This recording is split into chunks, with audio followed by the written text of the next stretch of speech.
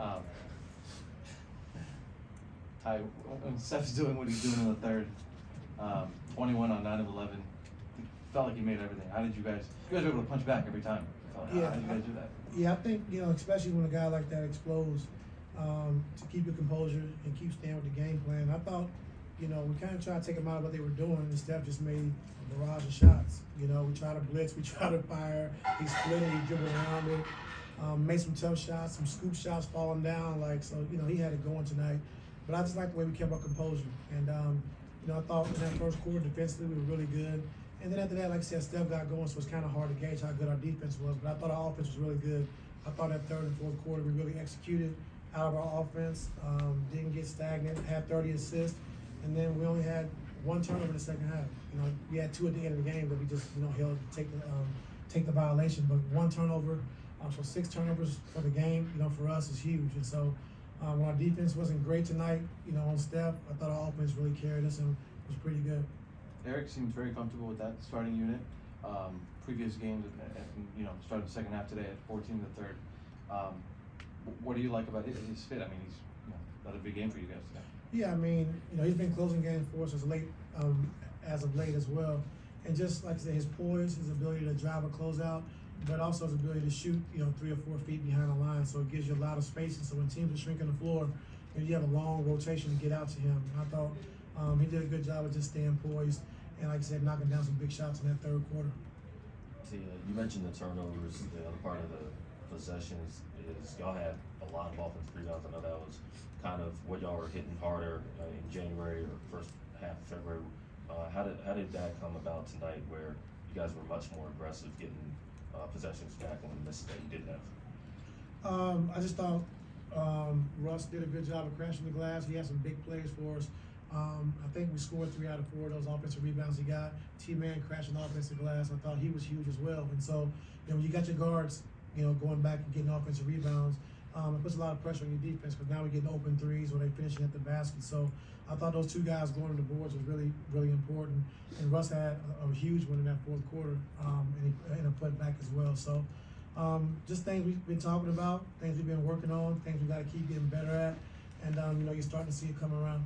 Just to follow up on Russ specifically, I mean, he had no turnovers tonight in a game where every possession really mattered.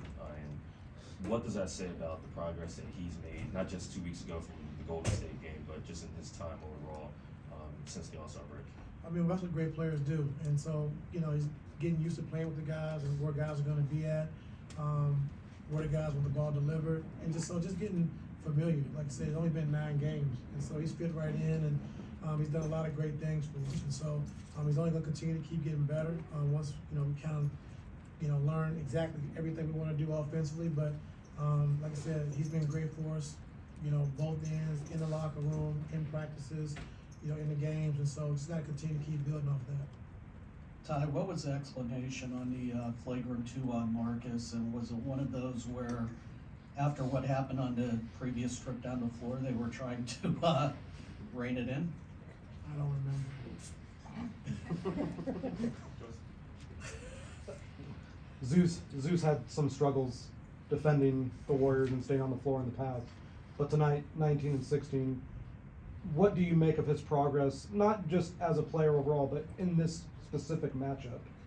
I thought Dan Craig and Brendan O'Connor did a good job just making sure we had the right matchups. And usually when they go small, teams they try to go small with them, and sometimes it could be a death trap because now they're driving to the paint. You have no shot blocking, no rim protection.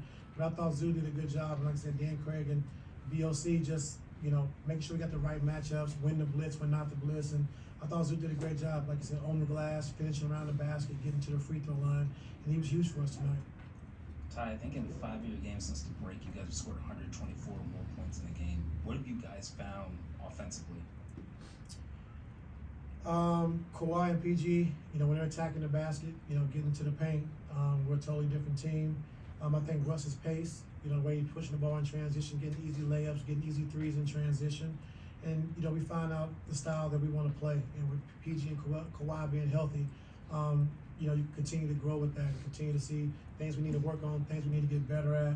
And we're seeing that. And so we're not there yet. It's still, a process, but I like where we're going. And so, Continue to just keep working on the things we need to work on. Like I said, they've been putting the work in, so I gotta give those guys credit and keep building off of it.